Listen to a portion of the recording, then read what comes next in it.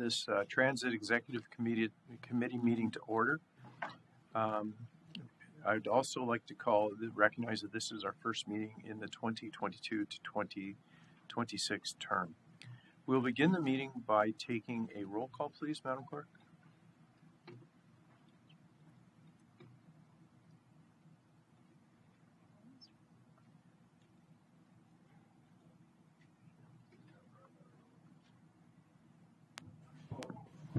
So we're doing the roll call by vote, so if you could just click yes, please. Thank you.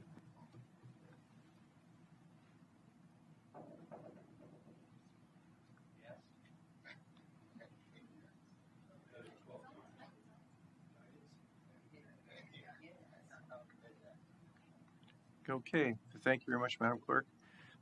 In accordance with Transit Bylaw number 27-2021, Section 8, I will now designate Councillor Crawford as the Chair of the Transit Executive Committee for the remainder of the term. Councillor Crawford, you will now assume this chair. Thank you.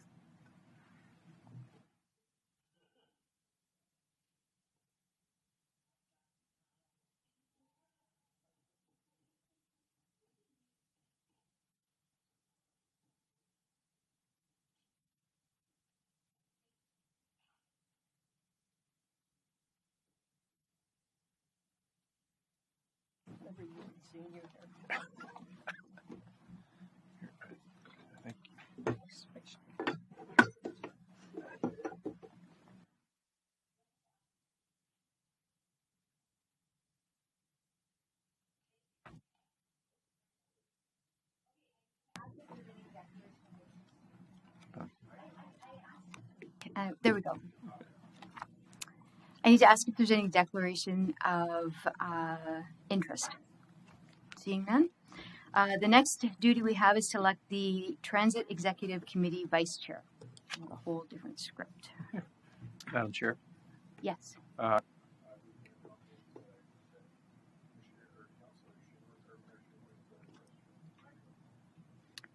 Mayor Schumer.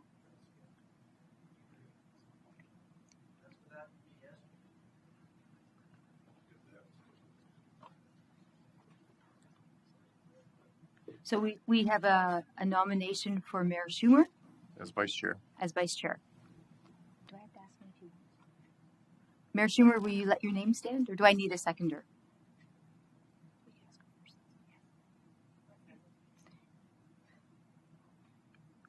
Okay. Is there any other nominations? Do I have to ask that 3 times, or is that it? I need a motion to close the nominations. Mayor Carter, and a seconder. Okay. Pardon? Thank you, Councillor. I need your name. All in favor? Thank you. So that means you're Vice Chair, Mayor Schumer. Congratulations. Okay, now what? Do I go back? I'm so sorry. I need a motion to adopt the minutes. Mayor Carter, Commissioner Brenner, all in favor? Or any questions? All in favor? Thank you. So we have 3 delegations today. I'm going to ask for Jessica Maga to come forward.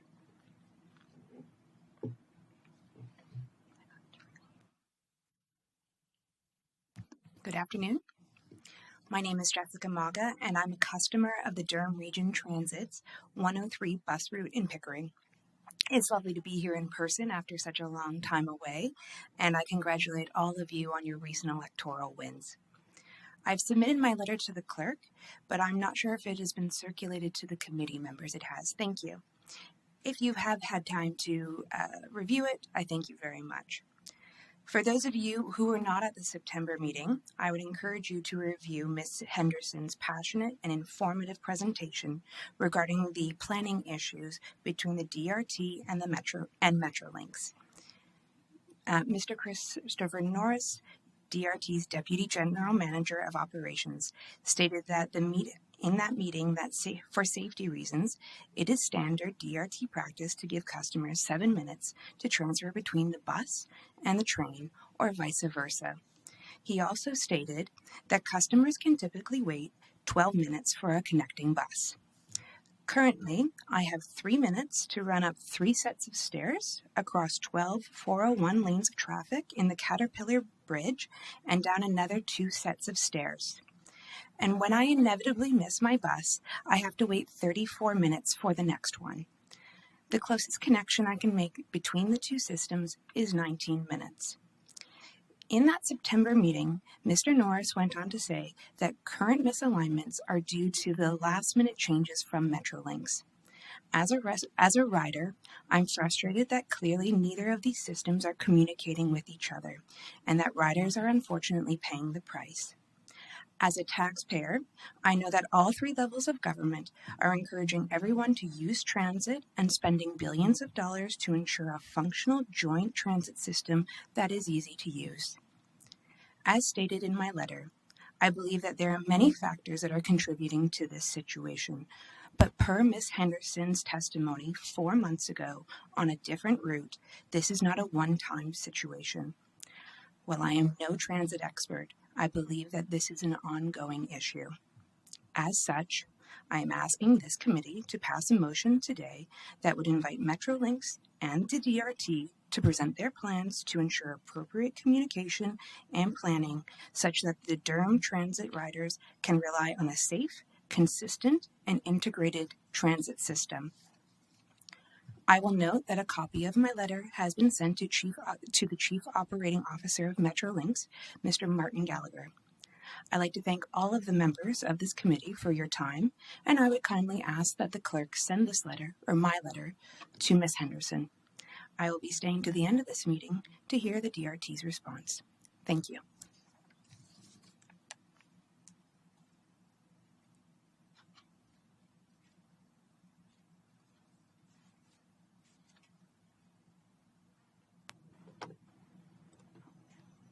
Thank you very much.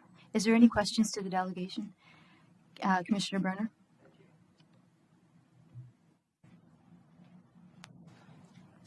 My apologies, I didn't know that. No, thank you very much, and thank you for your presentation, and thank you for the communication. What I wanted to also ask you is, have you thought about also sending a request as well to the area municipality, which would be the city of Pickering, that you're from, in order to get the support of the collective council, since in fact I'm sure that it is affecting the entire city of Pickering and our ridership. Yeah, I couldn't agree more, and I did in fact put in a call to Mayor Ash.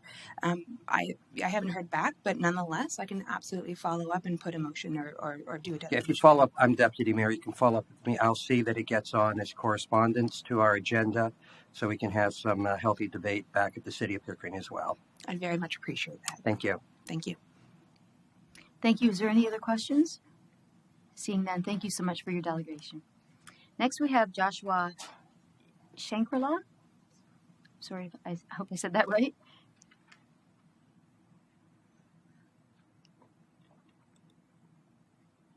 You did just fine. It's a hard last name to pronounce. Hi, everyone. My name is Joshua Sanklarl. I'm the president and CEO at the Ontario Tech Student Union. I do have a presentation that I sent forward, so if we could put that on screen, it'd be much appreciated.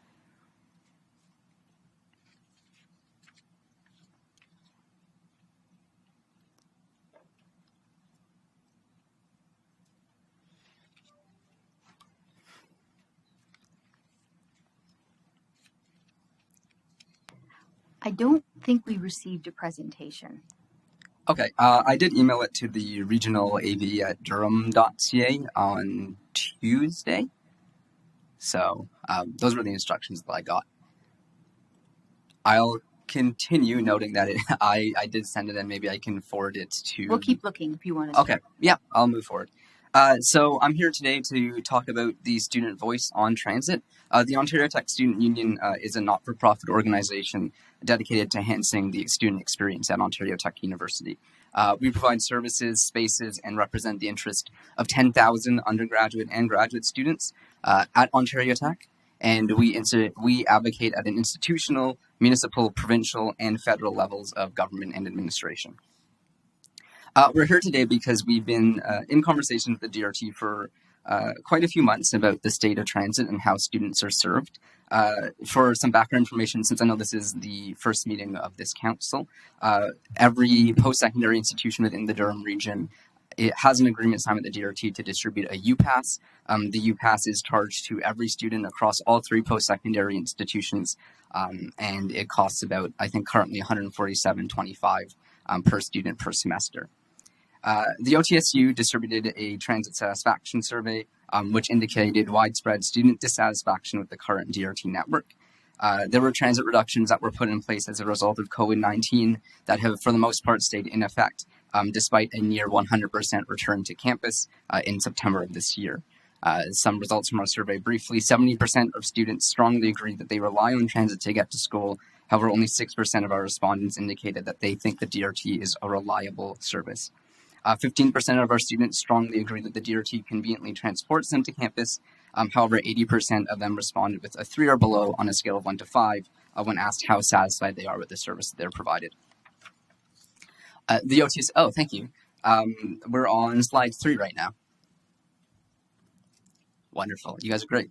The OTSU has a couple of principles, the first one being that students should have reliable and safe access to public transportation that allows them to travel to and from campus with ease. We also believe that high quality, frequent, and reliable public transportation is foundational to the development of effective and livable cities. And thirdly, that students should be made aware of disruptions and delays affecting public transportation routes that service campus. I'll also note, just because of the previous delegation, that on our full paper, the OTSU also addresses student concerns related to how the DRT connects them with Metrolinx and their services. Our first kind of concern here on slide, oh, I missed a slide. We are on slide 6, I believe. If you could just advance to the next one, sorry. Oh, perfect. So, sorry, just back one. So this is our resolution timeline. This is how the OTSU has been engaging with the DRT over the past year. On November 16th, 2021, myself as the delegate for all 3 post-secondary institutions voiced our concerns to the Transit Advisory Committee. We then followed up. We had some conversations with the DRT staff on January 10th.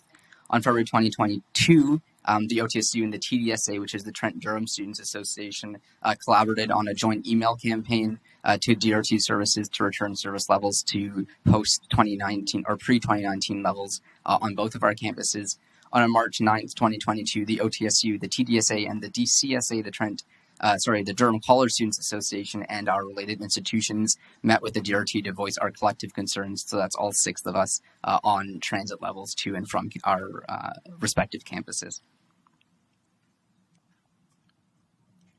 Just next slide, please. So our first kind of point of conversation here is high reliance, that our students have demonstrated however low reliability. Like I said, our transit satisfaction survey found that 50% of students believe that the DRT isn't a reliable service and hinders their ability to get to campus safely. However, 82% of our students demonstrate a high reliance on the network. Previously, we had lots of concerns surrounding Route 915, which previously went from Ajax Station to North Campus and carried a high population of students. That now no longer goes to campus, and students are required to make a transfer onto the 901. The 901 schedule, based on our students' anecdotal evidence and what they presented to us, is misaligned with the 915, and so they are missing that direct connection which previously was established. Our first recommendation here being that the DRT introduce frequent express routes between where we know students live, information that they can gather from the institutions to campus to ensure that students arrive at their destination in a safe and timely manner. Our next point of concern here is access to campus based on fees, which is just on the next slide. So all of our students are subject to the mandatory our Ontario Tech students are subject to DRT's mandatory fee, are offered no direct routes to campus. This is students who are in municipalities such as Clarington and other more rural, I say that in quotations, areas of the Durham region that don't have any access to campus in their municipality at all, or are very, very dispersed across their municipality. The UPass accounts for 23% of DRT's revenue, and post-secondary ridership is 25% of DRT's overall ridership, as indicated in the strategic plan for the DRT. We believe that because all of our students are paying equal fees, they should all be provided service that is adequate and equitable to the municipality that they're living in, and that the DRT should increase public transportation services in municipalities with currently less transit availability to discourage single occupancy commutes to and from campus to ensure that all of our students have equitable access to transit services across the Durham region. Our last piece here is on communication. So our students, when answering the transit satisfaction survey, were asked to use one word to describe the DRT, and our two most common responses were late and unreliable. Though the DRT does have next stop signs installed on campus at our bus route, some routes don't enter campus anymore, and the next stop signs fail to communicate cancellations or delays. So if you're looking at a sign, it'll tell you that it's coming, next 2 minutes, next 2 minutes. If that bus isn't showing up, it will simply disappear off of the list, and there's no communication on those signs or formally as to what happened to that bus, leaving students in quite a bit of confusion, especially if they have a home to get to, work to get to, or if they're going to a class at our other campus in South Downtown Oshawa. Before coming to this meeting, we actually came across something in today's agenda, which will be communicated during the general manager's report, which indicates some service decreases across routes 901, 900, and 915. This follows our meetings with the DRT and some municipal leaders about service to campus, so we're quite disheartened to see that service will be further reduced to campus. I think this continues, this is on the next slide, sorry. I think this continues that saying of our students are relying heavily on the DRT but are not really getting it, or the service itself is unreliable. And these changes will unquestionably make travel to and from campus more challenging and less safe.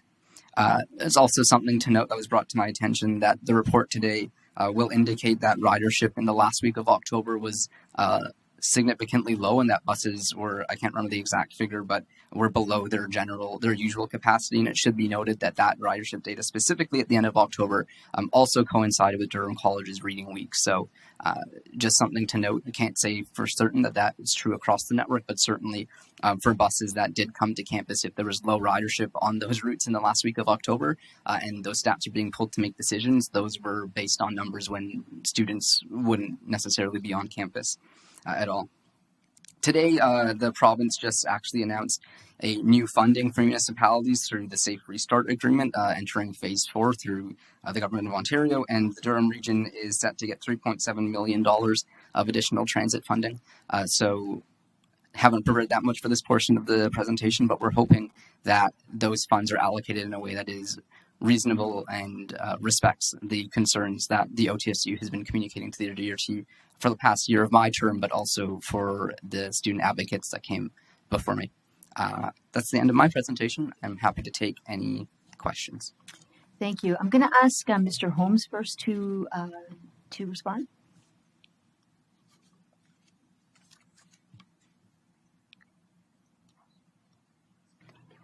I'll do questions first. Councillor Roy? Thank you very much. And to you, Joshua, thank you for your presentation. I don't know if I missed it, but I know within your presentation on the one slide it spoke of your last meeting was in March 2022. Yeah. Have you had anything in between, like now since school has started back up, and the fact that with the campus and starting back up, it's all on campus with the students that are present? So yeah, we have had some informal conversations. I can't remember specifically if there has been a meeting. I know that the DRT meets with our institutions, so like Ontario Tech University, but we're not included in those conversations. Okay, and thanks for your detail as well. Yeah, thank you. Councillor Brennan? Thank you very much. Mic working? Okay, there we go. A couple of questions of the delegation. And Josh, thank you very much also for taking time to meet with me and also the other commissioners in advance of the meeting, Yeah, of course. and also for your thorough presentation and the research you've done. I've got a couple of questions, if you wouldn't mind. You touched on it in the presentation, but I'd appreciate if you could do a bit more elaboration for me. Sure. We heard about a reduction in ridership. From your experience and from your observations, and I'm going to focus for a minute on Route 901, 900, and I believe it was 915. Correct.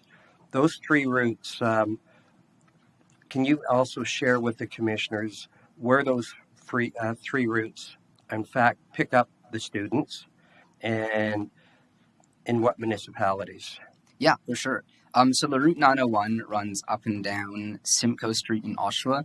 Primarily, our usage from the Ontario Tech perspective would be to take students to and from our north and downtown campuses. It's fairly heavily relied upon. I use it a lot. The OTSU has offices on our north and downtown campus, so when I'm popping back and forth between campuses, I use it a lot. Route 915 goes from Ajax Station, kind of splits across all the municipalities in between Ajax and Oshawa, and previously dropped students off at Ontario Tech. So prior to my beginning my term as president, I actually lived in Ajax for the entirety of my undergrad, and I took that bus daily. It was always packed. I was very, very frequently standing just behind that yellow line. I would say the experience from students who were on that bus could be summarized as incredibly unsafe. So to see that it was packed, everyone got off on campus. That route reduction, having not visited campus, really hit our student population hard, and continued reductions like you're going to see today will make that harder. Route 900, I don't have as much information on. I know it travels to Scarborough, and we do have a high student population that does commute in from Scarborough. A lot of our students actually originate from Scarborough, and I have a breakdown of our students by population. It's a significant amount, in our top 3 or 5 student population originates and still lives in Scarborough. Do you also happen to have any information as to the impact this has on students that are not just looking to get it to and from school, but also the ability to get from school to places of employment in order to pay to go to school? Yeah, no, that's a great question. Ontario Tech is a commuter campus, so we don't have a lot of students living on residence. A lot of their students rely on the transit service, and so I would say students who are not just using it to get to and from campus, Ontario Tech as an institution has some of the highest OSAP access levels in Ontario. So we have students who are struggling financially across the board. I would say just based on that fact alone, they rely on transit to get to and from their part-time jobs. About 50% of our students, based on a housing survey that we put out, indicated that they're at least part-time employed during the school year. And so any cuts that would from buses that previously took students from campus to commercial areas where they're most likely to be employed would unquestionably hurt their employment access.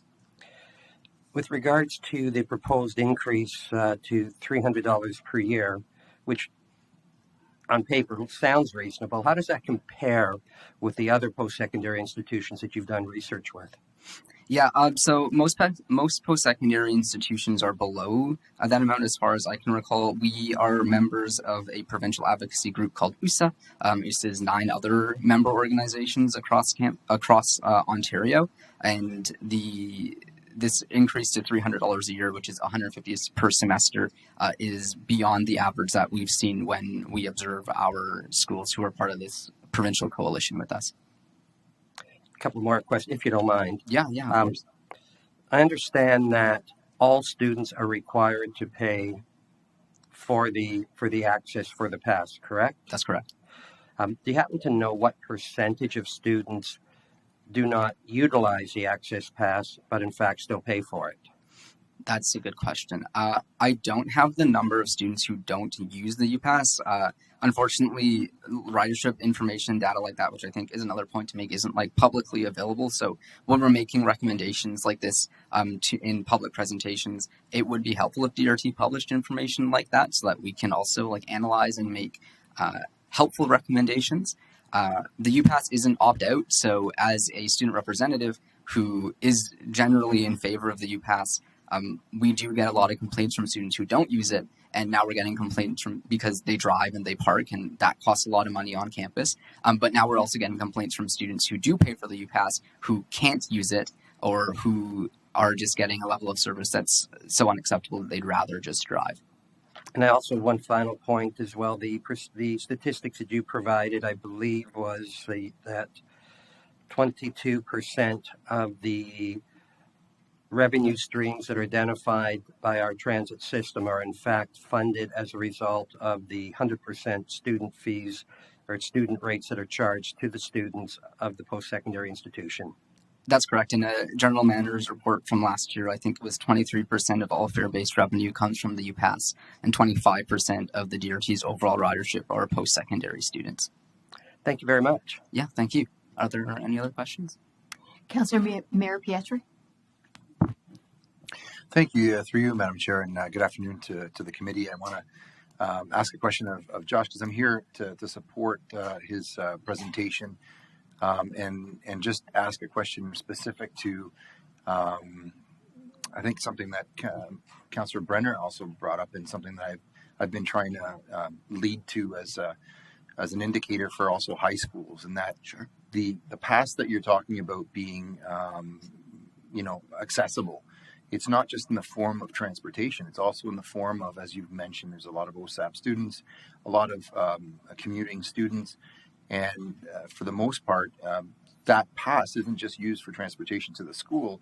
It's something that is vital and even crucial for their extracurricular activities, but also employment and medical related needs. So if you could expand on that, because I think that's the lens that we need to inform the decision that we're making to the positive of Durham Regional Transportation. So the floor is yours, and I thank you very much for the presentation. Yeah, absolutely, and it's nice to see you in person, Councillor Marion Petrie. I think it's the first time we've met. Yeah, that's a great question. In our long form paper, which is something that the OTSU is still working on, we talk about our principles and students' principles, I think, as they relate to transit overall. Right, we believe that effective transit is foundational to livable cities, like equitable cities.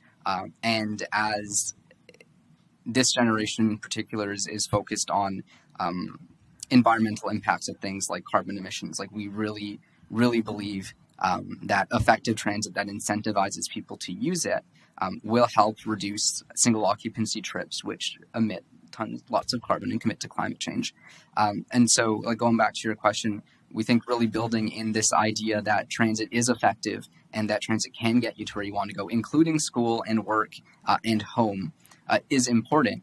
And a great way to incentivize people to use transit in their future is to establish it as effective when they're in school, when they're in post-secondary, when there's really nothing else that they can rely upon.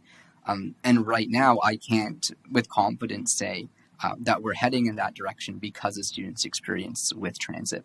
And so I'm not sure if that answers your question fully.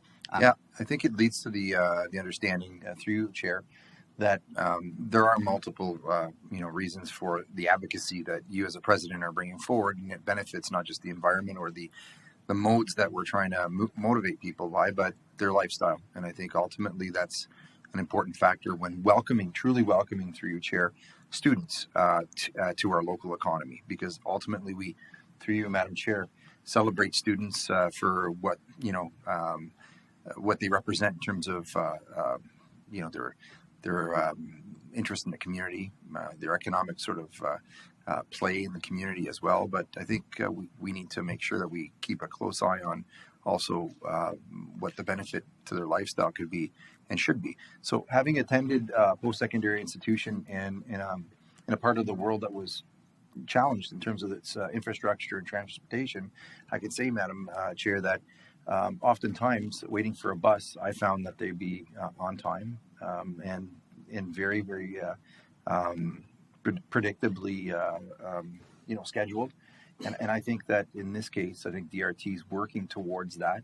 And I'm hoping that we can take into consideration, through you, Madam Chair, to the Commissioner, that side of the equation that Josh has brought forward as president to inform the process and make sure that it also includes not just the lens of how we move people, but why we move people and what benefit that'll have to them. And I think in this particular case, I like the fact that you've highlighted that Ontario Tech, Durham College, Trent, all of these entities that are serviced by, and I could say there are a number of others, including high schools, serviced by DRT, add to our ridership, which provides us with an uptick in the formula of funding that we get, and ultimately leads us to where we want to be as a service provider. So I'm looking forward to the improvement of the service based on the needs and the expectations of not just students, but especially students, because I think that's where we want to go. Absolutely. Thank you so much. Commissioner Schumer. Thank you very much, Madam Chair. For you, you mentioned, of course, that none of the students can opt out of the UPass. Are there any post-secondary institutions in Ontario where that is an option? Yeah, I can't list everything off the top of my head, but my brother attends the University of Windsor, and I'm quite close friends with their executive team, and the University of Windsor offers an opt-out. There are specific clauses around it, and there are reasons for a mandatory UPass. I don't think that's something that we're really here to fight against. But to answer your question shortly, yes, there are post-secondary institutions that offer opt-outs for the UPass. Thank you. I only bring it up because I can understand the level of frustration, and especially the level of frustration where students are required to pay for this Sure. service, even though they feel they can't use it, or they're being frustrated in actually being able to use it. Do you know how many of your student you're representing the students? How many of them use or attempt to use on demand versus the more conventional service? No, I don't have access to that information, unfortunately. I know that I have a vice president of student affairs who helped me put this together. His name is Corey, lives in Bowmanville, and I think there are on-demand routes available to him, but Corey drives to and from the office just because it's really not a practical the bus isn't a practical way for him to get to school with the current network implementation. Okay. I mean, obviously it might be difficult for DRT to track that kind of information, but I'm just wondering, it might be something that if you continue to do surveys of the students, that wouldn't be a hard question to ask if they're in an area that is served by on-demand versus conventional. Because that might add to where the problems are originating. Thank you. No, thank you, and I'll take that back to our research team. Thank you. Commissioner Kerr.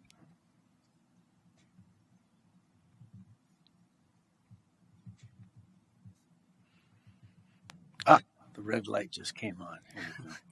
Thank you, Chair, and through you to Josh. Thanks for your presentation today. Very clear. Just a couple of questions. I'm not sure if it was page 5 of your report, but the only factor that you listed at that time was the concern of students to get to campus safely. And every other instance in your presentation, I saw, reliability. I saw the word lateness mentioned and so forth. Right. Is safety still a concern? Was that a pandemic? Well, it wasn't any bus during the pandemic, but pre-pandemic, post-pandemic, is actual safety a concern, or are we really just talking about reliability here? That's a great question. I think it depends on the scope of our conversation. So we put SAFE in here again. Our full paper, which is still being authored, references things like bus stop infrastructure themselves. And so that's when we say, for example, the 915 that I spoke about, it no longer goes to Ontario Tech, but it does stop at Taunton Simcoe. And there's a McDonald's that's where this stop is. It's a very, very thin sidewalk, and it's a very, very high-speed road. So when we talk about safety, we're talking about bus stop infrastructure. Like, if we're not going to go to campus, where are we asking students to get off?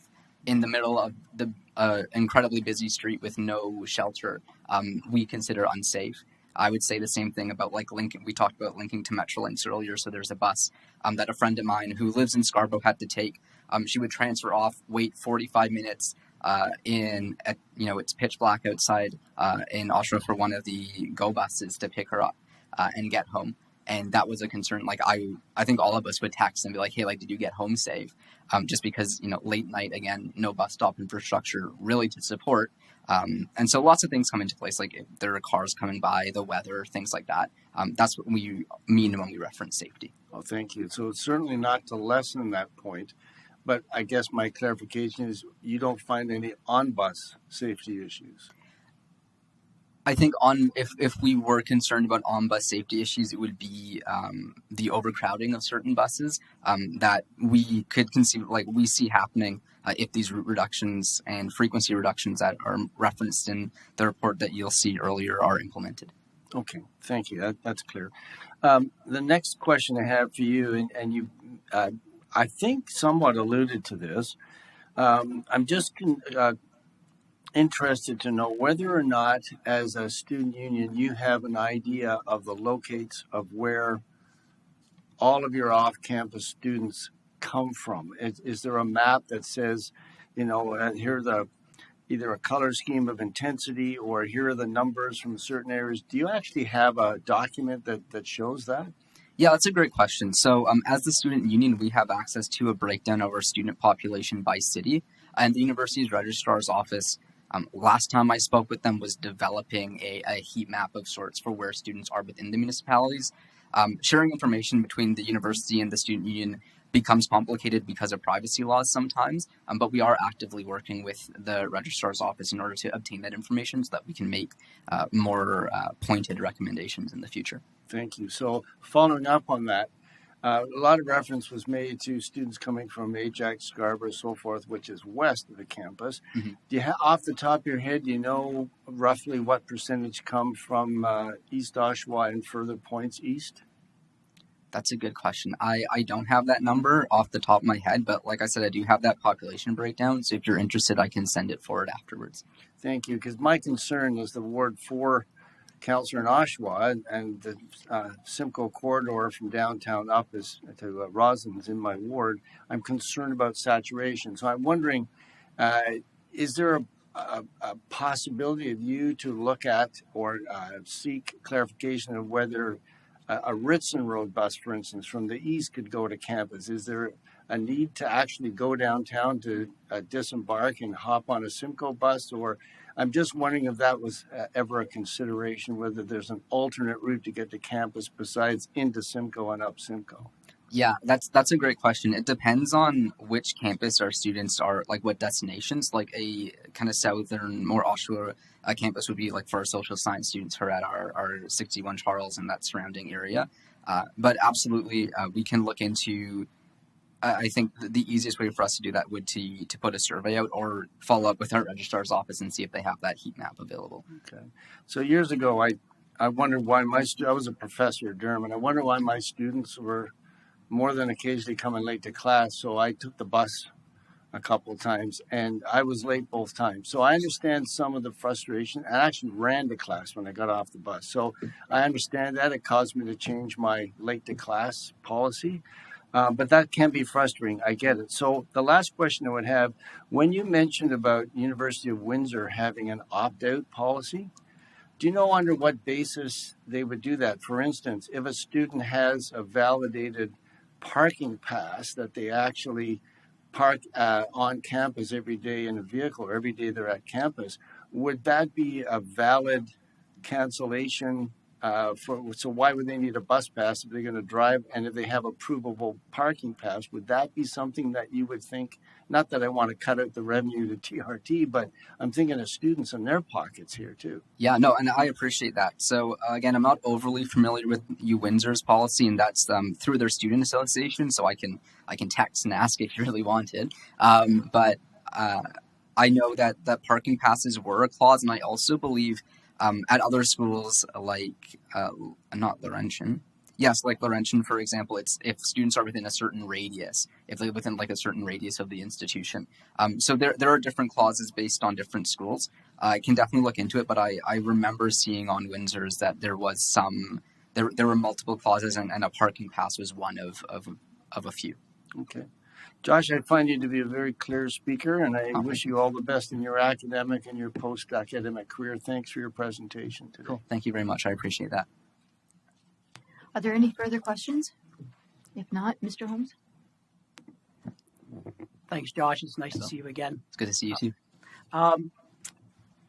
What I would suggest, Josh has raised a number of concerns, and I would really suggest that we have the opportunity to take a number of that back and provide a response that's fulsome so that we have the full picture. So we will come back with a report, an information report in January to address some of the issues Josh has raised. We have addressed a number of those in consultation based on early 2022 service, but we can dust that off and update it now based on our service levels today. I would just like to add, just for some context and some information, the UPass actually accounts for roughly 8% of our operating budget. Okay, so the UPass is, again, it's a win-win situation. It's guaranteed revenue for us. It's great for students, great for the institutions, and avoiding costs associated with cars, etc. But the UPass does contribute roughly 8% to our operating budget. I also wanted to let you know that we did do a peer review with some of our transit agencies in Ontario and across the country.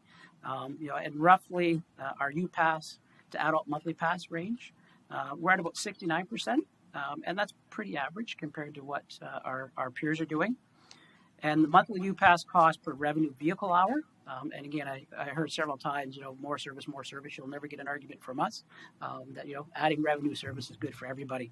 But our monthly UPass cost per revenue vehicle hour is below the average. Okay, so the cost of that is below the average. I just wanted I'll just close today just by adding, and just from a communication perspective, Josh, you mentioned people not understanding or knowing when their service impacts. I would really encourage people, and we'll do our part as well to get that message out, that through our transit app, Transit, and I know the UPass is on the phone for the most part. Transit's an app, and it gives real-time information based on real information coming from the bus, so you'll know when the next bus is coming. And also through our Twitter feed, our control center does a great job of sending out notices when there are service delays, cancellations. I know I rely on that myself, so that's just another way that potential students who may not be aware, they can take advantage of that information that's there for them as well. It may help them a little bit. I will be addressing some of the reliability concerns that were raised in my verbal presentation, so I'll hold that until then, but thank you. Cool. Can I, if it's respectful of everyone's time, can I ask a quick follow-up question? Thanks, Bill, for your comments. When you say 8% of operational revenue, is that different from fare-based revenue? Not revenue, but our budget. Your budget. Okay, so I just want to make sure I'm accurate. That 23% of fare-based revenue that was in your October 22 report, that's still accurate, right? The UPass, how much the UPass accounts for in fare-based revenue? We'll confirm that and validate that and bring that back in January. That's one of the things that I'll want us to confirm. Okay, perfect. Thank you so much. Thank you very much for your presentation. Great. Thank you, everyone. Next, we have Tian Hewen. Is that right?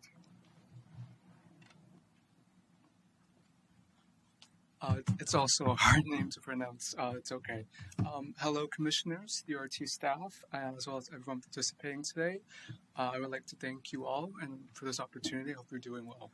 My name is Tian Huan. It's my first time doing something like this, but I felt it was important to come here today to speak about the upcoming service changes that will take effect next month. I'm concerned about the numerous service cuts to pulse routes, those being that Route 900 will only operate every 30 minutes to Scarborough as opposed to every 20 minutes today. Route 901 will operate every 30 minutes on all branches as opposed to every 20 minutes today, and every 10 minutes to Winfield Farms. And Route 915, which will only be operating in January every 20 minutes and every 30 minutes in the evening as opposed to every 15 minutes today. Many people in our region rely on pulse routes to get to school, to work, and appointments, among other things. Many of our most marginalized and oppressed communities here in Durham rely on public transit as well, even to make a living. January is when people are going back to school and back to work from the holidays. I'm going back to school, and I believe that residents should not be coming back to a reduction in service frequency.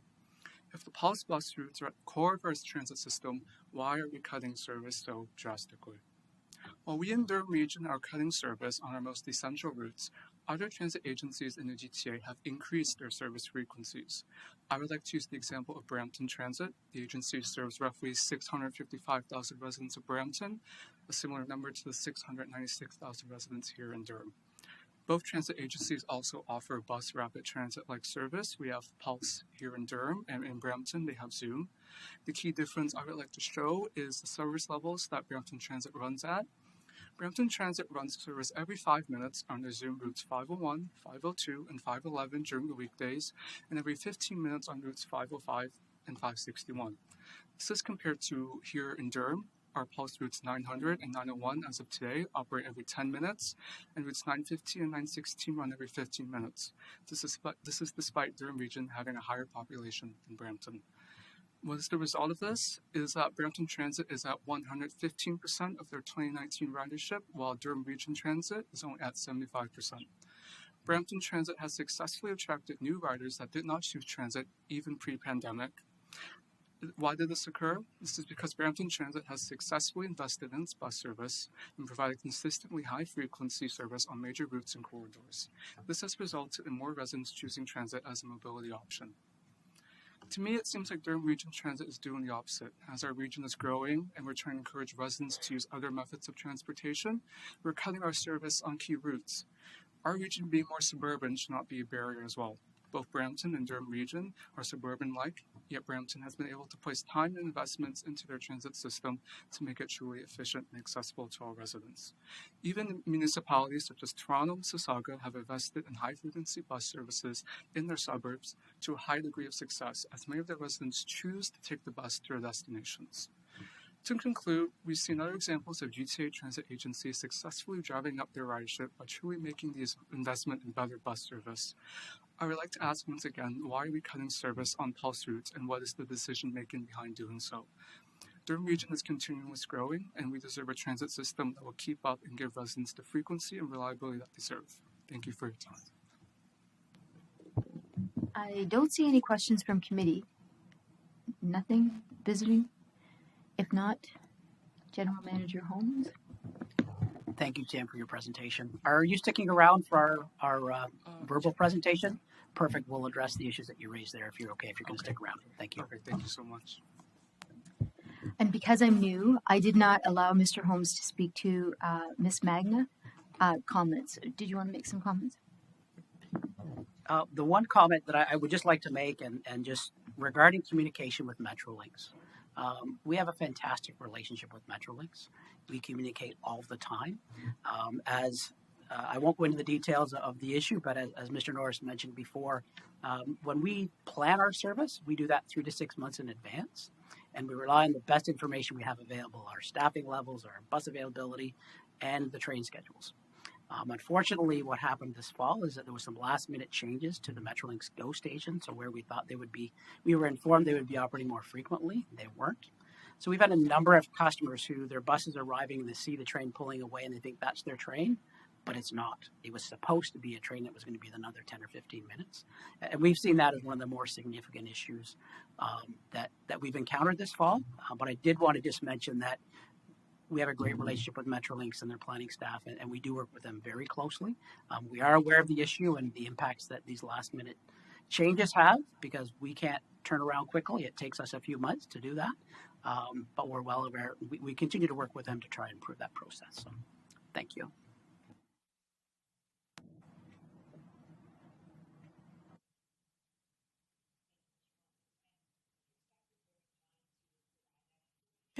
My question back to you is that with so much construction, so much change, labor shortages, increased ridership, I'm wondering not so much this one time or this moment in time, but how do we prevent this from happening to your staff again?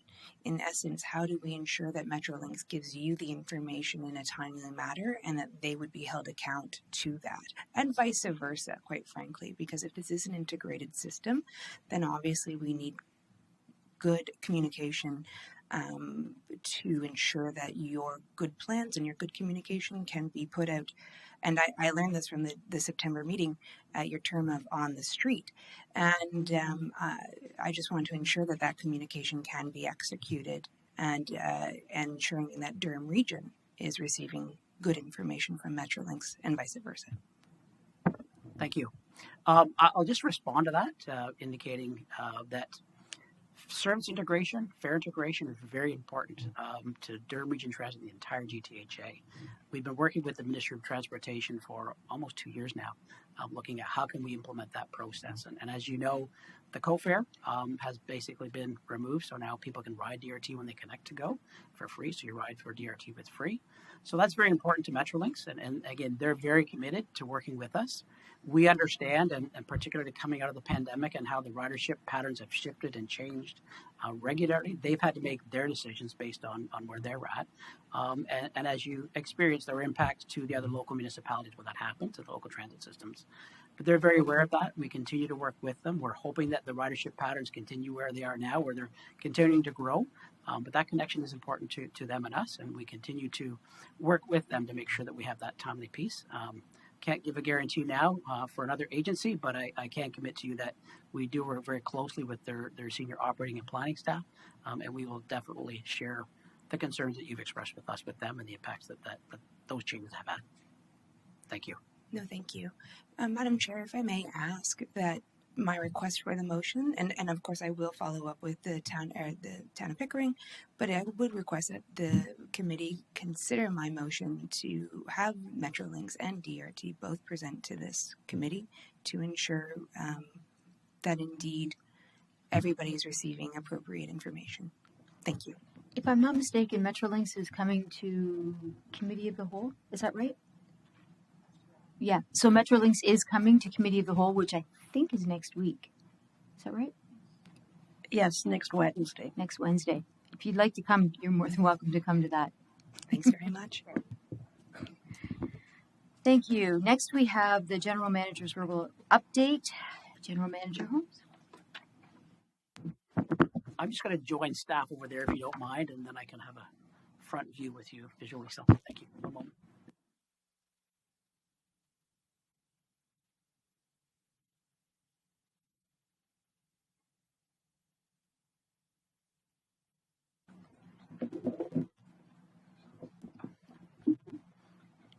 So we don't need the slide on yet, Roger. We can just hold that off for a moment if you don't mind.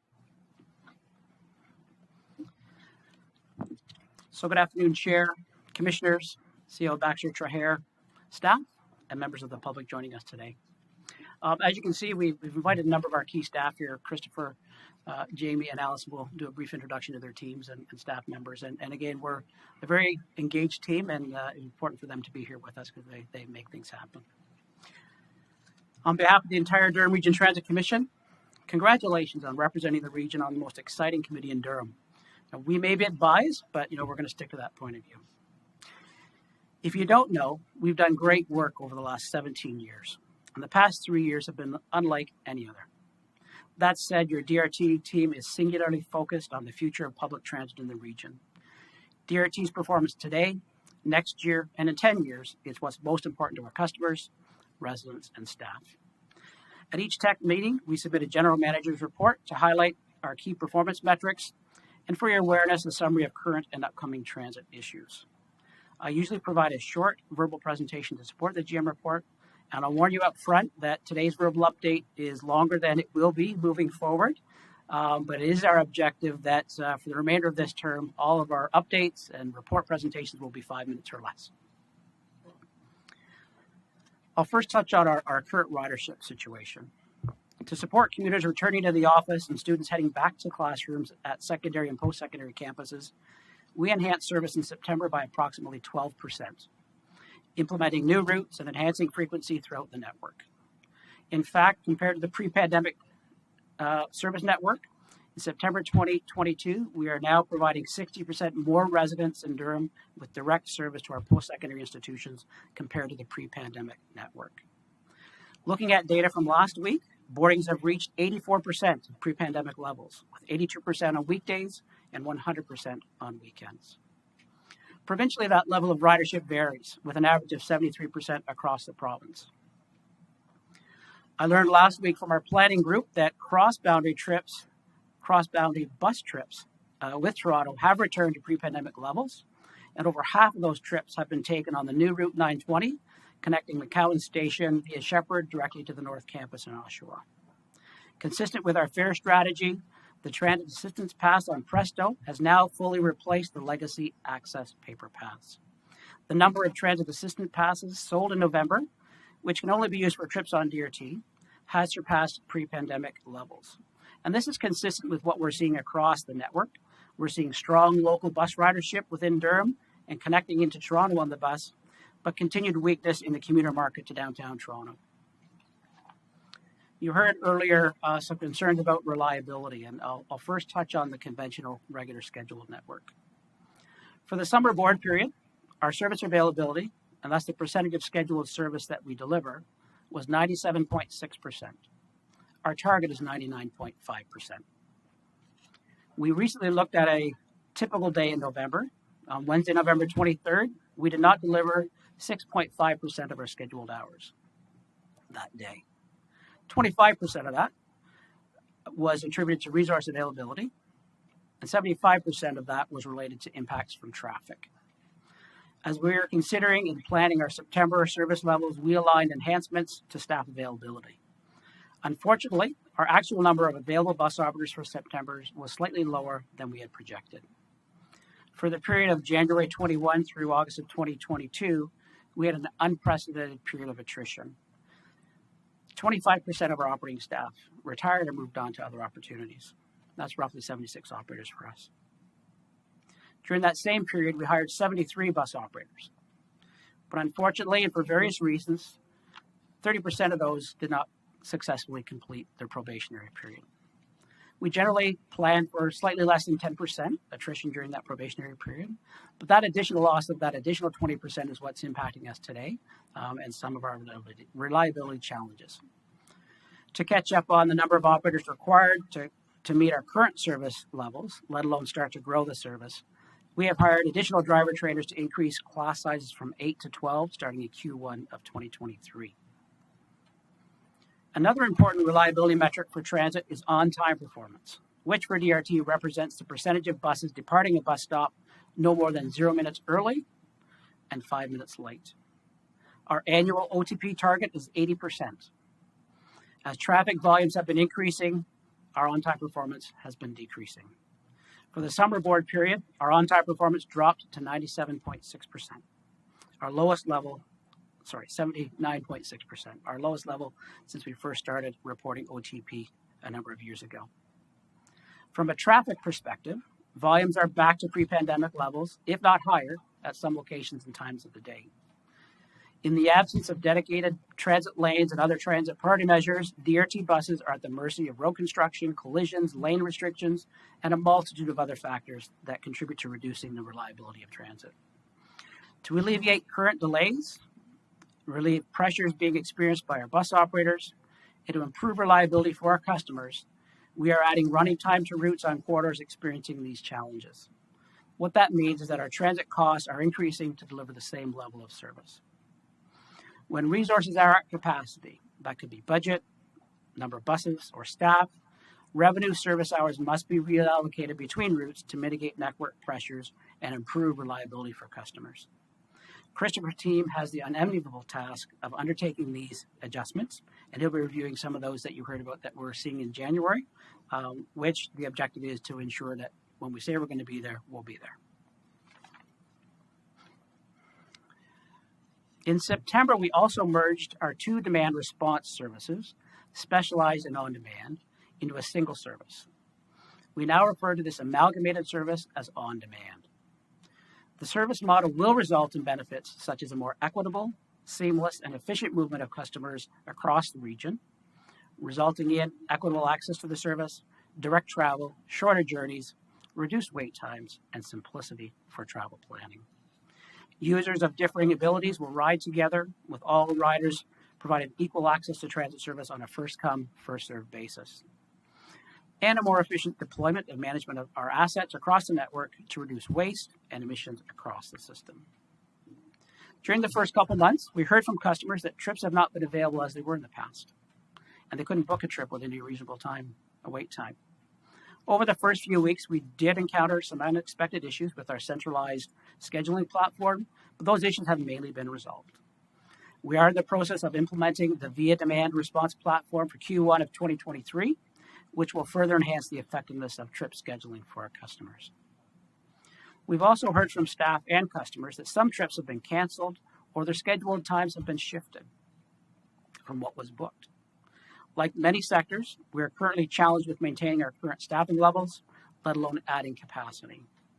In addition to our labor challenges, we've been affected by the early flu season and the continued presence of COVID-19 in our communities. Demand response has experienced an unprecedented level of sickness, employee sickness, with up to 40% of operators off on a given day. When that's happened, capacity is reduced and staff do their best to mitigate customer impacts by shifting pickup and drop-off times. And unfortunately, some trips are canceled as the last result. Today, demand response customers, including those eligible for specialized services, can access the service on a first-come, first-served basis. This approach has highlighted the need for temporary capacity until the service matures and system efficiencies can be realized. We're all very sensitive to the impacts to customers and their families, and we've taken steps to address temporary capacity challenges. A class of new temporary DRT demand response operators will graduate this Friday. They'll be in service next Monday, so we'll be increasing capacity then. And our third-party contractor, Voyago, will be increasing their level of service. Once they procure the required vehicles and have hired staff, that additional capacity will also be added to the network. And we're also in the process of putting in place contingency resources so that when we get someone to where they're going, we can get them home. Exciting news as well that we're experiencing this at this point in time. We're very committed to addressing our climate emergency, and we're really pleased that we were able to put the first hybrid buses in service on October 31st, and the rest have been rolling out as they've come online. We're having a few isolated issues with that fleet, but our maintenance staff are working very closely with the bus manufacturer.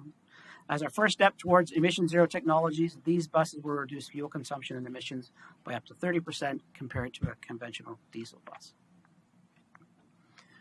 For those commissioners new to DRT, we change our service levels 5 times a year based on customer demand: January, April, June, September, and December.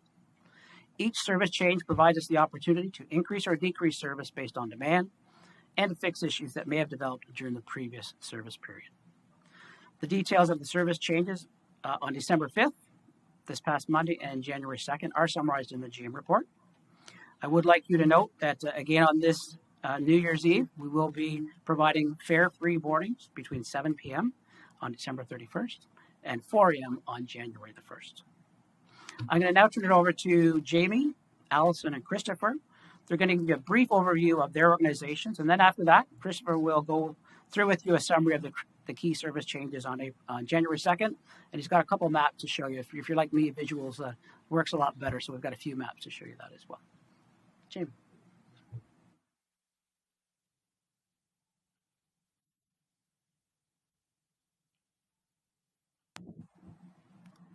There we go. Well, thanks, Bill. I have to say, business services typically bats cleanup, but pleased to be hitting leadoff here today. And I'm going to ask members of my team as I do introduce different areas of our group just to give a wave and perhaps stand up just to be recognized. The business services group within DRT delivers a number of core business supports that are provided on an enterprise-wide basis. We also do customer-focused fare initiatives and a number of forward-looking modernization and innovation initiatives. We've got 8 functional areas within the team. Our financial services group works closely with our colleagues in the finance department. They undertake annual business planning and budgeting, as well as long-term planning for transit needs, as well as day-to-day financial reconciliation and oversight. And Alex Mack is our supervisor of financial services. Our data analytics team is a relatively new team within the organization and has really advanced our abilities in terms of performance monitoring, analysis, and reporting. Bill mentioned the regular reports that come to this committee on key metrics. This team is helping to drive continuous improvement efforts within our organization. and advancing our DRT data analytics strategy, a report on which is before the committee today. Pei Chin Tiao is our program manager of analytics. Our Transit Technology Solutions team is responsible for delivering and servicing our onboard control center and fare collection technologies. I know a number of you who were participated in council orientation had an opportunity to see our control center, and a lot of those systems feed in to that control center. They also work closely with Metrolinx and their Presto team on our fare collection system, and as well as providing project management leadership within our organization. And Brenda Balcoy is our program manager for our technology solutions team. Our safety and training team is responsible for delivering all of our training and licensing program and ensuring that we are adhering to our regulatory requirements under the Occupational Health and Safety Act, the designated certification program, and commercial vehicle operators registrations from MTO that allow us to operate passenger transit service. They're also responsible for leading the delivery of our corporate safety plan, which is focused on building a culture of safety within our organization. Mark Duffy is our lead manager of safety and training. Mark couldn't be with us today. I know he's out on a bus doing training as we speak. Our business support group is responsible to really keep our depots running, and many of you would have had a chance again at the orientation session to meet Amanda Thompson, who's our supervisor of business support. She and her team are responsible for administrative and payroll support to our various business lines, as well as overseeing the administration of our uniform program. Our customer service team is based at our Westney depot in Ajax at the Ajax GO station at 110 Westney Road, and they staff our customer contact center and lead our issue resolution with customers. They also provide in-person electronic fare sales, as well as support to other points of sale that do sell fares on our behalf. And Brad Fisher is our supervisor of customer support. Bill touched on as well the exciting work we're involved in to support the transition of our vehicles to zero-emission technologies. Our eMission Zero program is a coordinated suite of initiatives that will guide us over the next 15 years, including our eMission Zero fleet electrification plan that was approved by Council this past June. And Preet Thikmar is our program manager for sustainability and strategic initiatives, leading that work. And we have a procurement and specifications group as well that's providing technical support to our business lines and leading key procurement activities and supporting delivery of projects that we have been receiving funding from the federal and provincial governments on, including a number of Investing in Canada infrastructure programs, as well as new facility development. And Mohammed Kassad is our program manager leading that work. And that's our business services group. And I think I'm going to pass things on to Allison.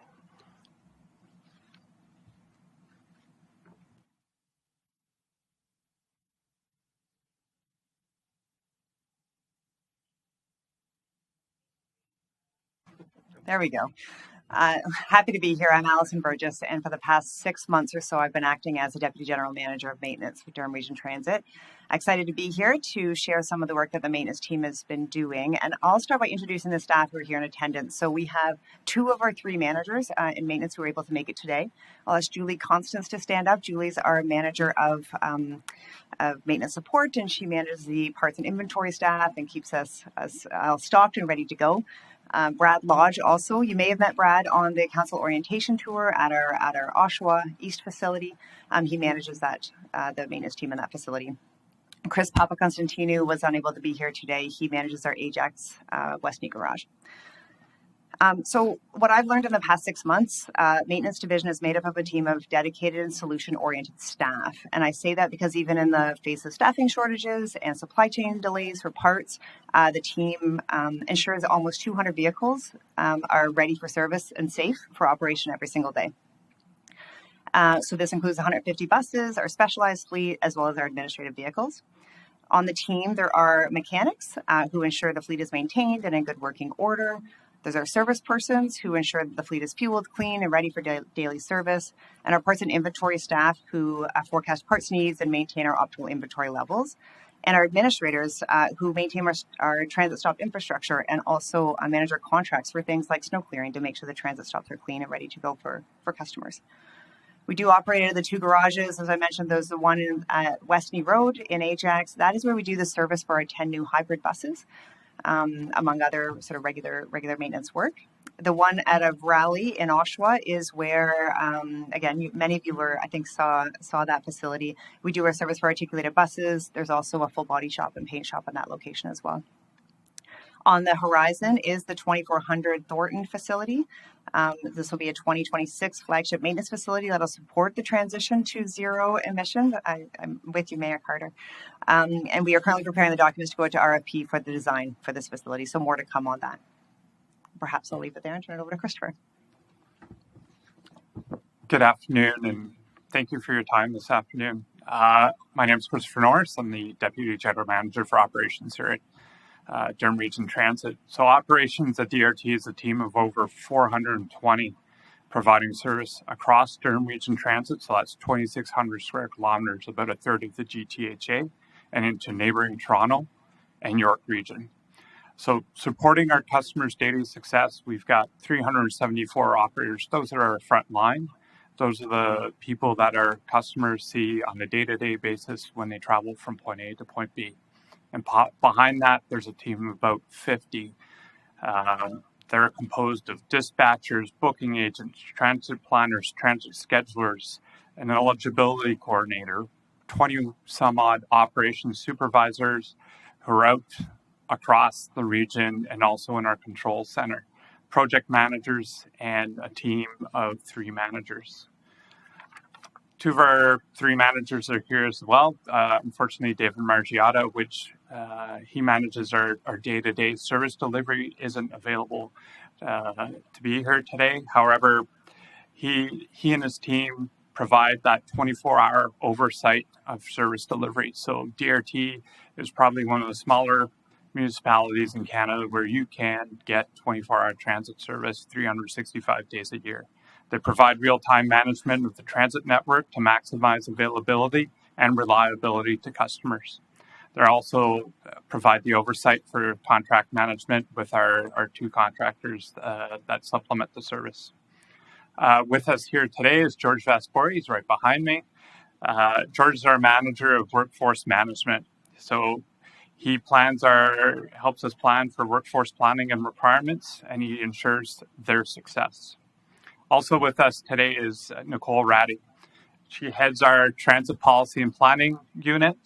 So she leads our short, medium, and long-term planning of the transit network, scheduling of trips and operators, develops customer policies and guidelines, and manages the important file about eligibility applications with specialized service. Bill, back to you. Thank you, Christopher. And I have the pleasure of introducing staff that work with me and with the senior management team.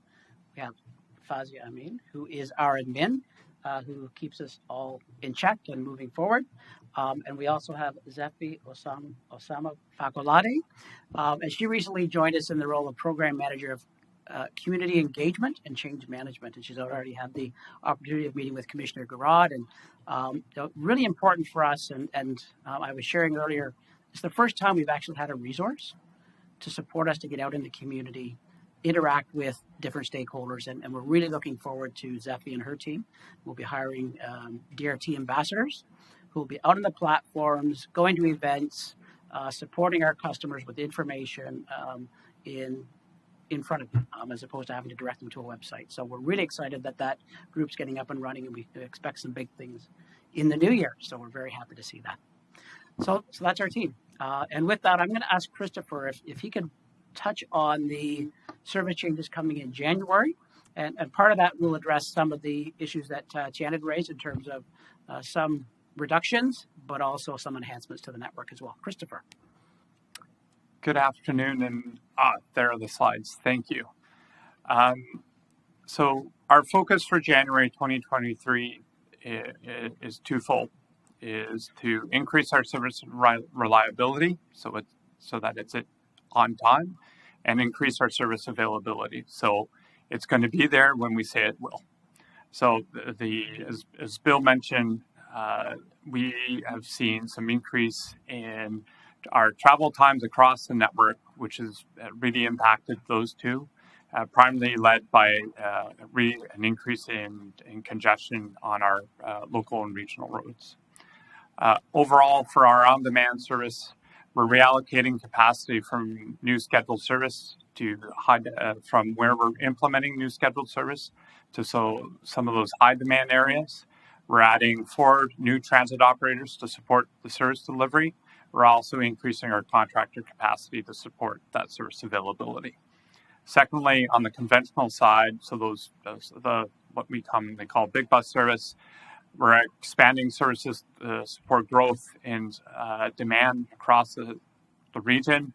We've also reviewed travel times on several of our major routes to improve service availability and reliability. And what's important there is that we can publish a schedule, but if we can't maintain it and it says it's coming every 15, but it's not coming, that's not what the service that we're delivering. So our objective is to really deliver what we say we will. Next slide, please.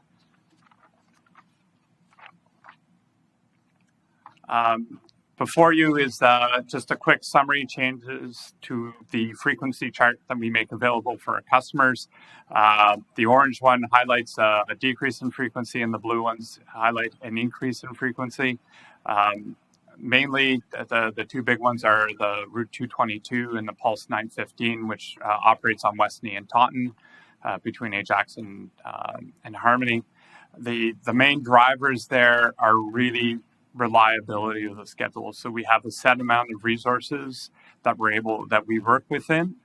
Our biggest challenge was that we had to increase the travel time our buses take from point A and point B. So we have the same amount of resources out on the road, but because it takes us longer to travel from point A to point B, we can't run them as frequent as we were used to. So we expect this to be a temporary item as we increase our resource availability on the operators and be able to reinstate this. I want to highlight some of the positive frequency changes in the service availability that we are doing. So our Route 322 during the midday, we'll be introducing service there to every 30 minutes, and that connects our Whitby station down to Ontario Shores in South Whitby.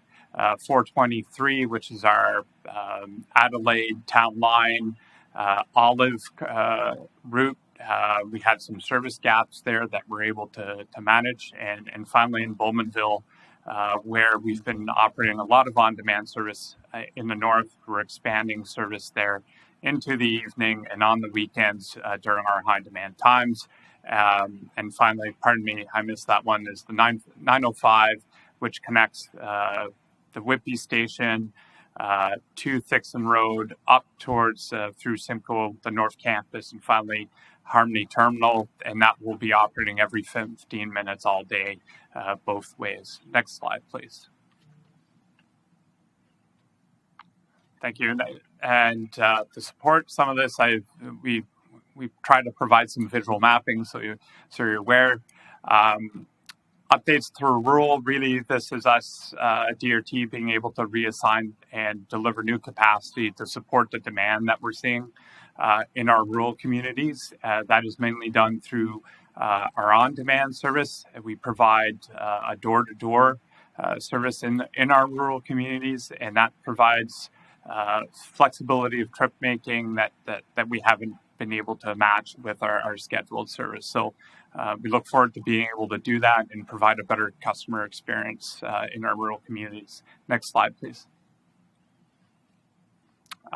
So in the urban community, we have it divided up into east, central, and east, just because it makes the maps a little more legible. In Pickering, we are extending our Route 103 in Pickering West to be able to up Altoona into Finch. In our Route 112 will be extended up into the Seton area. This is something that DRT has had on its plan for a long time, and it was slated to be done in 2020, just prior to COVID, which changed things a little. So those are the routing extensions in green, and the highlighted in orange corresponds to those frequency reductions that I mentioned about on the Route 222, which is oddly south, and on the 915 going from 15 to 20 minutes. Next slide, please. In our central area, just highlighting some of the frequency changes that we're having. Again, the 915 there is highlighted on Taunton. In blue, you'll see the 392 increase down into Ontario Shores from Whitby Station. That long kind of route from Whitby Station all the way up to Harmony via the North Campus in Taunton, Simcoe, and Thixon. That weekday improvement where we're improving from 30 to 15 minutes come January, and finally in that East Oshawa area where we're improving the frequency on Route 423 between the Oshawa Centre and the Harmony Terminal via Harmony, Adelaide, Town Line, and Olive. And what that will permit to do is along the Olive Gib corridor between Harmony and the Oshawa Centre is that we'll be providing effectively a 15-minute blended service, so frequent service on Olive, something that I know our team has been striving for several years between the 420 and the 423. Finally, next slide, please. Finally, in the east is the frequency I was mentioning on the Route 502. So we're extending that into the evening until 2300 hours during the weekdays, and between 9:30 and 19:30 on the weekends. And we're happy to. I must have said something, but that was my last slide. And I think there was one more slide right after that. Right before it. Thanks, Christopher. And Thank we'll you. give Roger a few minutes here just to get that last slide. And that 5-minute presentation is looking pretty good right about now moving forward, I think, right? So we really appreciate your patience today. We just had lots of information that we wanted to share. And I don't think we mentioned it before, but talking about that cross boundary into Toronto, one of the new routes that our planning team put in, the 920. When was that?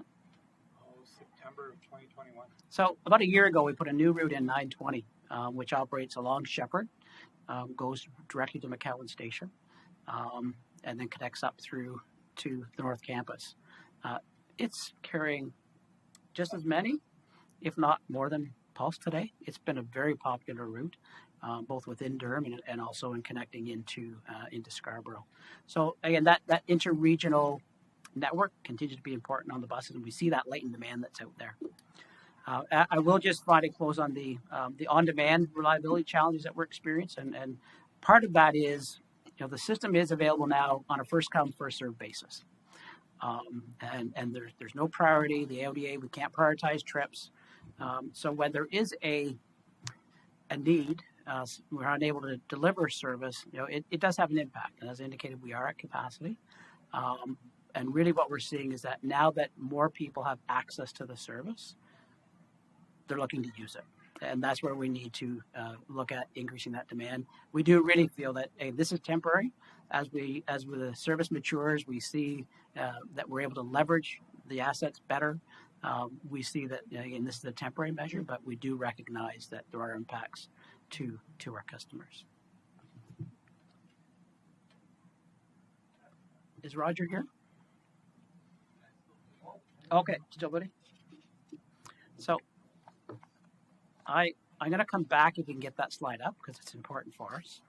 But in the meantime, I'll share my closing in advance of that. We really appreciate your patience today in listening to what we had to say. We appreciate your supportive staff. These are the people that really make it happen on a day-to-day basis.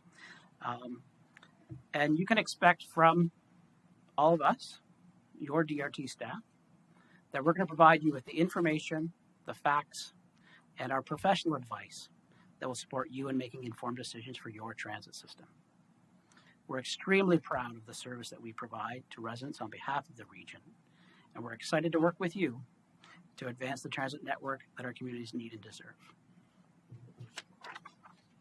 And I'm now just going to talk, and we'll share that slide another way another time. But what the slide provided was data from our Canadian Urban Transit Association from 2019. And it highlighted some of the key metrics for ourselves and from our comparator transit agencies in the GTHA, Mississauga, Brampton, Grand River, to show you where we're at. And you can say that it's, from a competitive perspective, we're looking at economic growth in the region, and we're trying to grow here, and it is our time.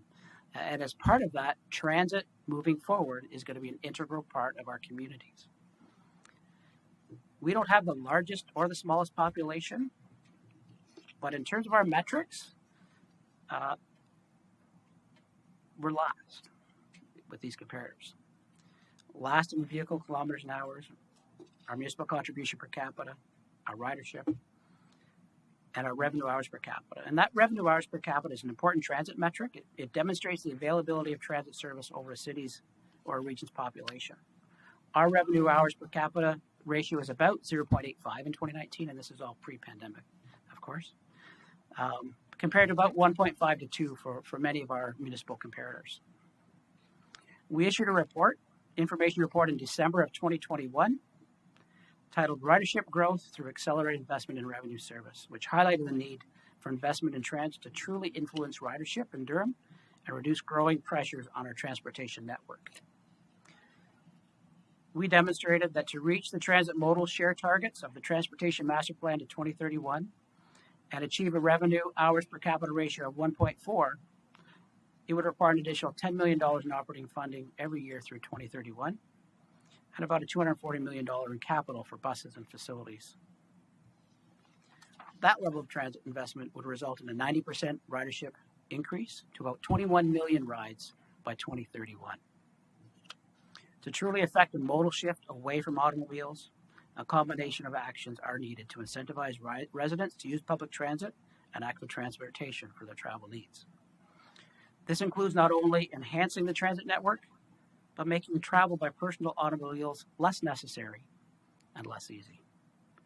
Building a first-class transit system in a world-class region will require investment and some difficult decisions. At our first tech meeting in February, we will be presenting our long-term service and financing strategy that will be coming in advance of the regional budget in March to demonstrate how we can advance public transit and DRT services across the region in a long-term and a sustainable fashion. So with that, again, thank you so much. We appreciate your time today. And that's the end of our presentation on the GM's report. Thank you, General Manager Holmes and your staff for that great presentation. Would you like to take questions now or wait till the report? That's fine. You're good to take? I don't have anything. Okay, go ahead, Commissioner Anderson. And I must say that whenever I reach out to you, I get a response, and the residents do get a response, and they appreciate that. It might not be the answer they wanted, but you respond, and so thank you for that. As you know, I've been badgering you with emails I get from residents. Others I get phone calls. The on-demand service, I am one of the biggest champions of that, but now it's not so reliable anymore, so I'm taking a lot of heat for that as well.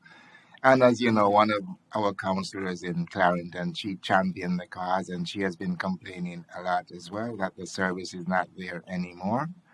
And for her, she has more flexibility, but for folks who rely on the service to get to work or to get to a medical appointment, I cannot always say, well, it's a staffing issue, etc. You alluded to the fact that you're going to address that in the near future. So can you elaborate on how you plan to remedy that situation? My pleasure. Thank you. As indicated, we are seeing some reliability challenges. We are on the on-demand and specialized combined. We are delivering the same number of trips and service that we were in the past. What we're seeing the challenge is now that everyone has access to the service, there's increasing pressures there. And as indicated, we see that this is a temporary situation until the system matures.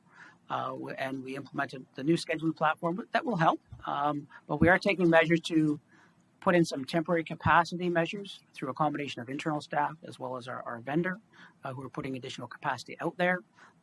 And we're also looking at other contingency measures that if at the end of the day those don't work, we still have a contingency measure to get somebody home. If we've taken them to where they need to go, we can't get them there. So it's a three-pronged approach that we're taking.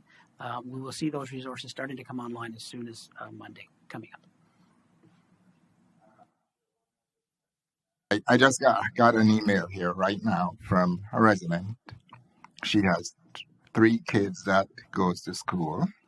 She's a single mother, and it's $90 per month for each child. So that's, do my math is correct, that's $270 from a single parent.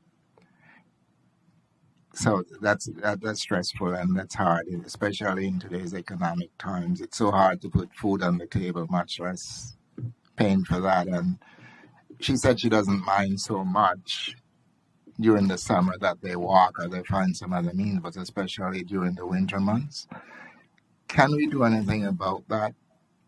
You know, like buses running empty. So I guess If you're able to forward to me that information, we'd gladly reach out to the resident, research the specifics, and get back to them, and follow up with you as well afterwards. Okay. So is there, more broadly, is there a way we could look at how much we charge students? Again, our fares will be coming forward to council at budget. We do have a reduced fare as part of our Y10 program for youth, which does provide a discount from the Youth Pass. And we'll be coming forward at budget, and that would be the opportunity to look at any adjustments to fare. Again, I will say that revenue, to continue to deliver the level of service, we need to continue with the same level of revenue, and however that mix works out. I think we've heard today that people are looking to us to grow the service, and to do that, we need that funding to do it. So as we come forward for budget, I'm sure we can have those conversations at that time. Yeah, it's something we should look at least. That's a way to expand service. So more people taking it, I think it's a benefit to us as a system as well. Thank you. So thank you for all you do, and I guess I can say, well, better days are ahead, correct? Yes. Okay, thank you. Commissioner Garrard? Thank you. Thank you all for your presentation. Just a comment and then a question mixed in here as well. During the campaign, I literally went to every door at Uxbridge and heard a number of times about the love and not a lot of love in some situations for the on-demand transit. I'll just say to Zeffie in the back row that having her already have reached out to me and committed to a follow-up meeting on what can we do to tweak it. And I think part of it is, quite frankly, around communications. The fact that we're already that far in and we're only about 6 weeks past the election is impressive. So Zeffie, thank you. There was a slide that you put up, and it's dated for January 23, and if I can just quote it, it said, relocating capacity from new scheduled service to high demand. It just wasn't clear what that meant. Through the chair. So we are expanding our scheduled service. So in areas like Bowmanville or in West Pickering, where we're currently operating on demand. So the on-demand vehicle, the resources don't need to service those locations anymore. So that we're taking those resources and putting them out so they're still available, so that we're creating probably a little more availability across the network where on-demand continues to be available. Okay. I understand now. Thank you. And the last thing is just as you look towards the future, we're really fortunate that I'm super proud that we've got a 192-bed long-term care facility coming to Uxbridge. Timing's a little off. It's probably 2 years away. Also expanding the hospital. We know a lot of the staff with a 192, 196 bed long-term care facility comes 200 jobs. We know all those people won't be from Uxbridge. So as you look to expand, I think you called it inter-municipality transit. We probably got that close. Please keep that in mind as you look into the future, because we'll definitely rely on bringing folks that live in the south up to Uxbridge to do their jobs. Thank you. Commissioner Carter? Mr. Holmes, good afternoon, sir. It's always a pleasure to see you and Christopher and the gang all together, so thank you very much. My request to you is I'd really like to make sure that we have clear and concise regular communication with Josh and his team at Ontario Tech University and the post-secondary educational partners. I had the opportunity, Mr. Holmes, to be able to meet with them and found it very informative in regards to their suggestions and also concerns. And I know that finding that balance between making sure the right resources in the right place, delivering service on a consistent basis, but also hearing how the system is changing for the users is really important. And I did make a commitment to them that I would make sure that I work with you and your team very closely to be able to make sure their concerns are brought forward. But those routes, especially from the downtown core to the North Campus, play a really important role. And the notifications in regards to making sure that individuals understand if there is a service disruption. Can we look at that technology to see is there a kink in the system? Is there a way that we can communicate better? I put that question to you, Mr. Holmes. It's good to see you, by the way. Thank you. Again, we have our transit app, which provides real-time information about your next bus. Yeah. It doesn't say whether one's been canceled, but as they do get canceled, they get pulled out, and you'll see when the next one comes. We do leverage Twitter, coming from our control center. So you saw our controllers at the orientation, and they're very busy people. And we added that job on top of them because we don't have a person that is dedicated to real-time communication. It is something that we can look at in terms of how do we better communicate real-time service disruptions in a more broader manner, and I'll take that away and something that we'll talk about and come back with what we can do. It's a real important constituent, especially for the great city of Oshawa, and a matter of fact, for the whole region, especially our post-secondary educational students and the use of this service. And we want to see that continuing to grow and be supported, of course, with our post-secondary educational partners. So we just want to see what we can do to make sure those lines are clear and concise on a consistent basis. And if we can just put a little bit more efforts into the communication on both sides, I'd really appreciate it. So thank you, Mr. Holmes, Mr. Norris. Commissioner Brother? There we go. A couple of questions on when you were doing your presentation and you were touching on I guess it's the current pulse route that takes it into I think it's the Scarborough. I'm sorry, could you repeat that, Councillor? When you were doing your presentation, you talked about, I think it was the pulse route, the one that goes right across Kingston Road and it moves across and it goes into Scarborough and it links that. That's the one by Morningside. Correct. If I'm correct, by the University of Toronto. That's correct. And I thought I heard you say that in terms of that has actually reached an overcapacity limit, or did I misunderstand or mishear? Ridership across the Rouge Valley, so that from between Pickering and Scarborough, ridership has now returned to pre-pandemic levels. And it's a combination. We now have the new Route 920 that I just referenced, which travels along Shepherd and down connected to McGowan Station. And ridership is split between those two. We're not seeing overcapacity on the Pulse into the Scarborough campus. And the linkages, and again, you have to excuse my lack of knowledge on this particular one. Previously, there used to be a linkage that connected the West Pickering people to the Rouge Hill GO train station. Does that still exist or is that gone? I'm going to pass that to Christopher Norris to respond. Thank you. Through the chair, no, that linkage currently is not operational. Was it because of lack of use or another reason that it was discontinued? It is lack of use. The GO transit market into Toronto Central Business District is only about at 45% of pre-pandemic levels. So some of our routes that were heavily frequented by those GO connections, the demand just isn't there right now.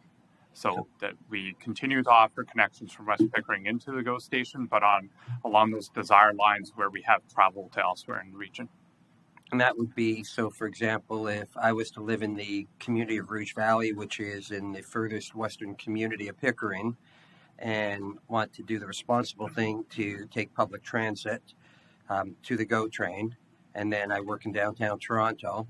So I would have to take the bus, go all the way back to Liverpool and into the GO train station there. Is that correct? That is correct. Guess that's why we're not getting, some of our ridership is decreasing from West Pickering. But that's what I'm hearing from constituents, and I apologize, but that's the feedback that I'm getting from the western part of the city of Pickering. The other question that I have, and I know that we touched on it previously, in terms of the new routes, and we do appreciate the one going into Seton, by the way, that's going to make a big difference. But one of the concerns that I think that's being identified by the transit themselves is that our road network system may in fact be flawed, and that's the city of Pickering I'm referring to. Are you getting requests for commenting from the engineering department or our planning departments, and that's the same right across the region, by the way, when new communities are being considered, in order that prior to the road network system being approved, that we are looking at the potentially negative impacts that it can have on public transit if in fact we don't factor that in to the design methods at the beginning. Through the chair, our service design team works with all of the municipalities across the region, and we comment and provide suggestions based on secondary plans and new builds and potential transit stop locations. And we provide that back based on the submissions that are provided to our team here at DRT. So you're satisfied that you're getting the cooperation from the early submissions and the actual road designs for some of our new communities and that across the region? We are provided with the opportunity to be able to comment on the applications that are put forward and communicated to us. Thank you. Thank you, Madam Chair. Commissioner Kerr? Look at that. The red light came on right away. I think I finally mastered this system. This is very comforting to know. Thank you, Madam Chair. And through you to Mr. Holmes, just one question. You mentioned how during the weekend we're back up to 100% and during the week 82%. Would you attribute some or most or all of that to the fact that some people have not yet gone back to work and are still working from home and therefore not frequent transit users during the week? Yes, Thank you. it's a common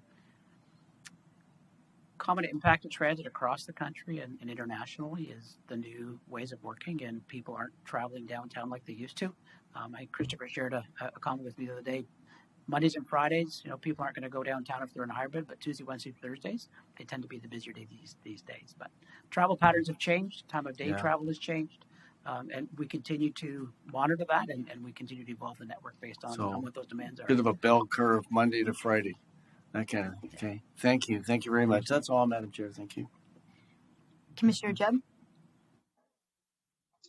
Well, thank you, Madam Chair.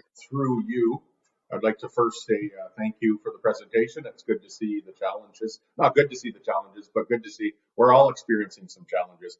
Again, through you to Mr. Holmes, I'm going to echo what my colleagues have brought forward in Clarington and Uxbridge on the challenges that we are seeing with on-demand. Just today, I had Brock Community Health Center reach out to me, trying to book appointments for some seniors trying to get to medical appointments, and they've been canceled again, which has become the common theme. I've had folks stranded on Scugog Island trying to get back home to Brock. So my question I'm trying to get at here is, do we have data on this? And I would like to see that data just offline, just to see the difference between what the North might be experiencing compared to the other areas in the South. Is that available to that's to Mr. Holmes? Thank you. Thank you. We can bring forward the data we have to January, so we'll make sure we include that in the GM update report, so you'll see that. Okay, thanks for that, Mr. Holmes. If we could just include specifically for Brock, I'd like to just see what the ridership is for on-demand, as well as one other thing, a question that was brought forward by the Community Health Center. Is there anywhere in Brock to buy Presto cards, or is that a fully online service throughout the region? I'm going to ask Jamie if he can respond to the question about a point of sale in Brock, or the closest point of sale to Brock. Yeah, through the chair, we do have a point of sale in Scugog at the town hall in Scugog at this point in time. That will be the closest in Brock. We are interested in having discussions, though, with other municipalities who would be interested in hosting a point of sale so that we could locate additional, particular Presto points of sale throughout our northern communities. So would be pleased to speak further with yourselves or members of your administrations about opportunities to do so. Okay, that's great. Thanks for that. I think we would be open that with wide open arms in Brock, just given our transportation issues in general. And that's all. Thanks very much to staff and everyone for that. Chair, through you and to response to Mr. Chubb again, if you check the GM report, and I knew I saw the data, so my apologies, but on the bottom of page 16 of 45, there you will see the on-demand ridership by urban and rural municipality. You'll see the actual ridership during that current month and as well as year to date. So I'll just point you there. If you are looking for more data, I'll connect with you afterwards to see what else specifically you might be looking for. So I'll reach out to you in the next couple of days. Okay, I do have some more points, and that'd be great. I appreciate that, Mr. Rose. Okay, thank you. I don't see any other questions, so thank you for that very much. Moving on to 7.1, the Transit Executive Committee member for 2022 to 2026 term. I need a motion to receive. Commissioner Anderson, seconded by Commissioner Brennan. All in favor? Thank you. And the General Manager's report. If there's no other questions, I need a mover and a seconder. Commissioner Anderson, Commissioner Brennan. All in favor? And 8.2, the DRT 2022-2026 data and analysis strategy. I need a mover and a seconder. Commissioner Carter, Commissioner Garrard. Any questions? All in favor? Okay. Then we go down to other business.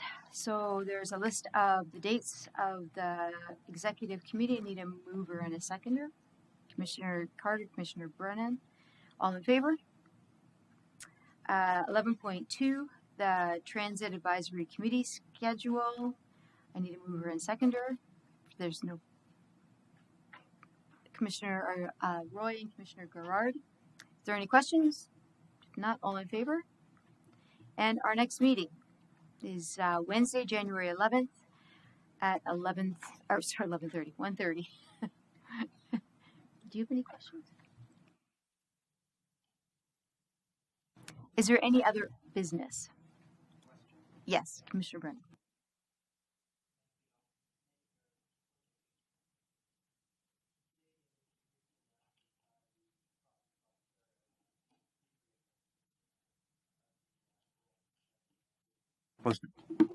Supposed to be allotted from 2022, and I guess they didn't announce for 2023, I don't think. But I'm curious, so with the provincial announcement, those are the dollars that are retroactive to our losses during COVID for 2022, correct?